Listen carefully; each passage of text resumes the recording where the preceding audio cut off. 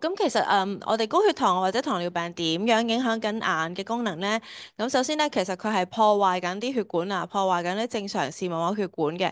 咁眼底視網膜其實好多細嘅血管啦，咁嗰度咧就係好依靠一個嗰個血管係唔漏水啦，係血液流量係通順啦。咁但係嗰啲血糖咧，其實高血糖咧就會破壞個血管壁內壁，咁令到呢啲血液咧。因為呢啲血管唔健全啊，而令到呢啲血液會滲漏出嚟啦，甚至係一啲水咧會滲漏喺血管附近，咁形成一啲黃斑點水腫或者係視網膜水腫嘅情況。咁呢啲咧都會影響我睇嘢嘅嚇。咁早期嘅糖尿病咧，一個好重要信息啦。早期嘅糖尿病上眼咧係冇任何症狀嘅，係需要咧真係去睇眼科醫生放大瞳孔咧，我哋先會偵測到你有冇糖尿病上眼嘅。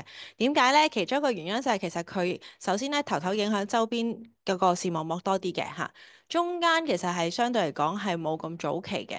咁如果我哋係 miss 咗呢啲早期嘅糖尿病上眼嘅症狀咧，其實我哋唔知可能一嚟就變咗係睇嘢差啦。因為中後期咧嗰個糖尿病就有機會影響到視網膜病變啦，同埋黃斑點水腫。